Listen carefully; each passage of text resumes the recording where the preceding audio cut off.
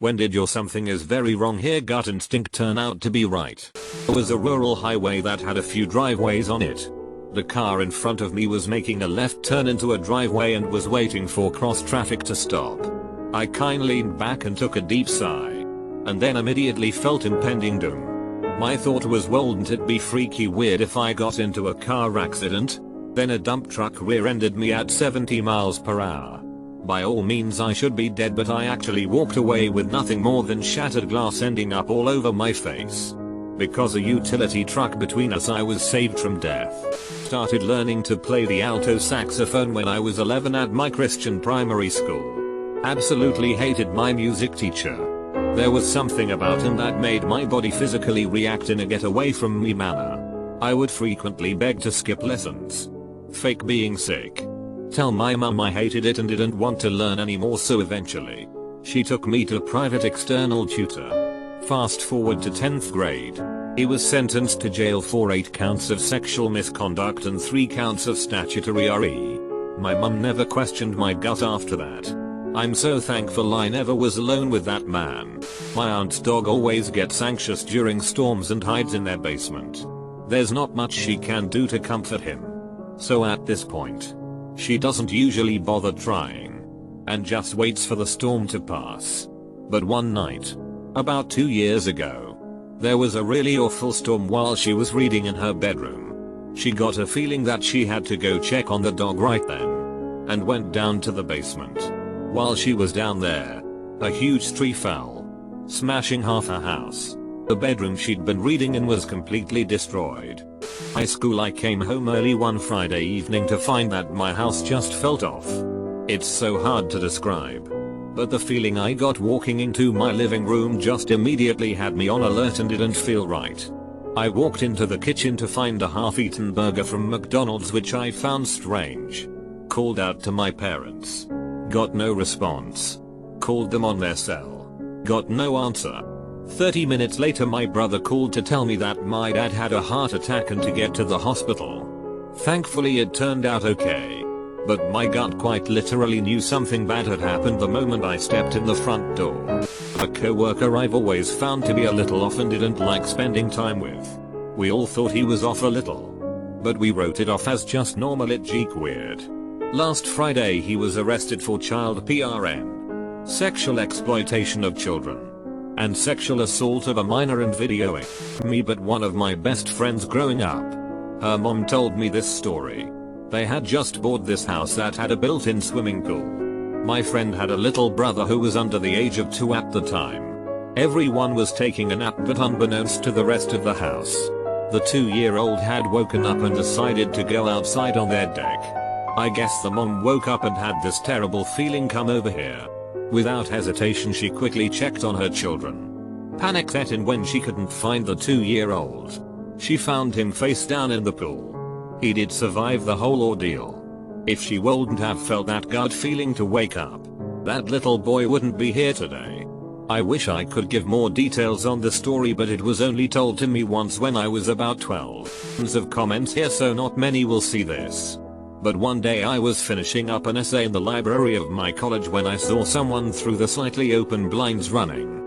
She could have been running to get to a class, meet someone, or 1,000 other things. For some reason I stood up.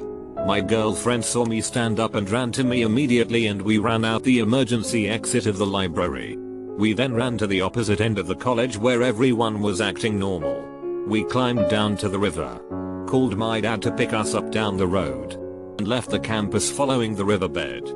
Turns out the girl was running because someone was shooting people. The shooter was making his way into the library as we were running out. When we hit the emergency exit, the main doors locked from the outside and he was unable to enter the library, which led to him getting shot and killed by the police. School vice principal was loved by everyone in the school. I was always creeped out by him. In my 8th grade year he was found having sex with a previous student of his who was only 16 at the time. He had a wife and kids when this all went down. A bad allergy season which turned into a bad sinus infection which turned into bronchitis. It wasn't getting any better, so I got into a GP. He said it could be bronchitis or something worse. He couldn't call it. As much as I hate hospitals, My gut was screeching at me that something was wrong. Went to ER just in case. I had multiple pulmonary embolisms. 1 in 3 people with one undiagnosed PA don't make it to the ER. The doc said my lungs glowed in the CAT scan. On the upside, I have a strong heart. So I have that going for me. If you think something is wrong, if you have that creeping, crawling sense of doom, panic, unease, and fear that settled on the back of your mind like a large spider, listen to it. Walking through my hometown with mother and ex-stepdad. I was roughly 14, I think. Suddenly a man came up to us and greeted us. As soon as he shook my hand I knew something was very wrong. Ex-stepdad knew him, so they engaged in small talk. The whole thing lasted less than a few minutes. But the entire time I felt this very strange and strong uneasiness. I whispered to my mum that the man that came up really feels shifty despite his normal appearance and behavior, and I told her we should leave ASAP. When he left I asked her who that was. And she told me he was an acquaintance from way back, and he was also a man with some serious mental issues who was prone to sudden burst of psychosis that would send him into a violent rage. Turns out he ran away from his caretaker that day and was carrying a knife in his pants. He was caught later on during the day and brought back to the local mental facility. Thankfully the knife remained unused. Driving with a friend of mine through a pretty remote forest road. Couple of guys in the middle of nowhere tried flagging us down. I almost stopped for them before an alarm went off in my head and I stepped on the gas. My friend started saying what the foo. And at the same time there was a shot and a bullet hit the back of the car. We made it to a police station. Turns out there had been a bunch of people and vehicles going missing in the area that same week. I was walking home when suddenly I had this gut feeling I will be mugged out. I kept walking. When I got to the corner 2 guys jumped me. Started delivering some puckins, but man, I'm no Rocky. My shirt was devastated. My nose was bleeding. I glassed flew like 3 meters away. Oh yeah, most importantly, got mugged anyway. Went out for beers with some friends. Guy at the bar kept staring at my female friend. Didn't think nothing of it initially, thought maybe he's just into her. Alarm bells start ringing for some reason. Minutes later he went to my friend, then saw him try to slip something in her drink while she was talking to another friend of ours. Good thing I was watching, told him to F off with that roofish. He tried to punch me but Miss Bouncer saw he got kicked out. Funniest part was that when we met up with a mate of mine from uni that night he was beating us for doing the same thing to his GF. Watch your drink, lads. Pulled into a gas station around 8 to 9 PM. That wasn't in a ghost town or anything. But it was insanely dark due to the time of year. As I pull towards one of the pumps, I see this dude slowly pacing near the entrance of the convenience store. And we make eye contact. I quickly pulled the car to another pump towards one of the entrances to the gas station. Trying to be safer but thinking I'm probably just being paranoid. Once I sit there for a minute and decide to put my car in park, he quickly rushes to my car. By the time I'm back in drive and peel out through the entrance into an oncoming lane, luckily no traffic, I saw him pulling out what looked like a large knife out of his jacket. I'm glad I didn't disregard my gut. Friend asked me if I wanted to go out to the woods with him and explore abandoned places. He even specifically mentioned that he'll bring a firearm to keep us safe. My alarm bells were effing ringing. I asked him a couple questions. I don't know what, but concluded that it was sketchy as F. My gut told me not to go. So I exited from the conversation while he went asking others the same question. Fast forward a couple years, I heard that he was in prison. I was stunned, but remembered the memory when he asked me if I wanted to go into the woods. Turns out he took a freshman, him being senior at that time, and kept his promise of looking for abandoned places. He found a cabin in the woods, brought his friend inside, and as soon as his friend turned his back, bam, knocked dead. He shot him in the back of the head. I reminisce on this quite often and think, what if I had agreed? Every time I think of this I'm very grateful I'm alive. Year of college. A friend and I were driving across town and he stopped for gas. It wasn't a dangerous part of town or anything. Just a quiet gas station with an old book out front. But this feeling came over me that we needed to get out of there. I tried to shake the feeling by making a joke. This feels like somewhere an axe murderer would hide out. My friend immediately gunned it out of there without filling up. He said he had the same feeling and me bringing it up too scared the shit out of him. On the way home there were about 20 police cars outside. It turns out some guy shot 2 people in a carjacking and robbery. The book was the car he stole. A type 1 diabetic. I began noticing that my kid was having a tough time potty training. He was drinking a lot and peeing a lot. I spoke with his pet about it and she dismissed it, saying we live in a warm area and toddlers are likely to drink more, and therefore pee more, and that I shouldn't hear hoofbeats and assume zebras. He had no other symptoms whatsoever. Happy, healthy looking little dude. I tried to calm myself down, but I just knew something wasn't right. Finally I took one of his massively full pull-ups and used a Kato strip to check his urine, and then proceeded to head right to the hospital. He was diagnosed with diabetes in November 2015. Got him a new pediatrician immediately. Was walking home and a woman approached me to ask for directions. I told her how to get where she wanted to go, but she didn't walk that way, but instead walked beside me and kept pace with me.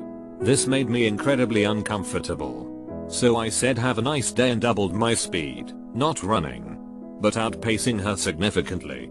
A moment later, I heard running footsteps. I must have instinctively gripped my purse strap, because I held onto it as she ran by and tried to snatch it. We ended up tussling for a moment. I shouted very loudly, "Help! She's stealing my purse." Neighbors came outside, causing her to walk away. She did not get my purse, me, but my mom for me. When I was a baby, only a few months old, my mom felt a little lump on the right side near the bottom of my ribcage. She took me to my doctor and asked him to check and he said it was nothing. A few weeks later she still felt it, so she took me to a different doctor and the same thing happened. It wasn't until she took me to a third doctor and demanded tests be done that they found I had a tumor growing. But I got told this story from my doctor. He was an aviation doctor in Australia. A pilot got recommended to visit a doctor because the company said he wasn't acting quite right. My doctor couldn't diagnose him with any disorders or illnesses, thus sent him on his way. The company wasn't sold that he was all there and ended up paying him out. A few years later, my doctor got a call from the pilot's wife warning him to be careful, and apparently he's on his way back across the country for reasons his wife couldn't explain. My doctor, being the paranoid Pete that he is, called the AFP, Australian Federal Police, and got them to check his bags and his overall mental state at the border. Turns out he had a few guns in his luggage with a note containing names and addresses, one of which was my doctor. I had a bad feeling about my aunt's boyfriend. Told my mom he seemed creepy and I didn't want to stay the night there anymore. I got a bit of a lecture for calling him creepy, but she made sure I was never around him alone. And good thing he turned out to be a child molester who is currently in jail for his involvement in a kiddie PRN ring. Stopped off at a dollar store to get last minute stuff for my niece's birthday party, foil or napkins or something. I went to the one I had never been to, in a seedy part of town. There weren't many other people there, since it was a Sunday afternoon. A luxury car pulls up and this gorgeous man gets out and starts trying to catch my eye, like he wanted to ask directions. Dream come true, right? Except my gut started screaming run for no reason. I pretended I didn't see him and got in my car and left. The next morning I see on the news that 3 people were murdered in Charleston. They were all connected to one dude. One of their cars was stolen, and the serial killer was on the loose heading west through my area. Guess who the suspect was? Yep. The dude I'd seen. They arrested him after he'd kidnapped a girl in Augusta the same night I saw him, and she managed to escape. Still gives me goosebumps. What if I'd stopped and talked to him?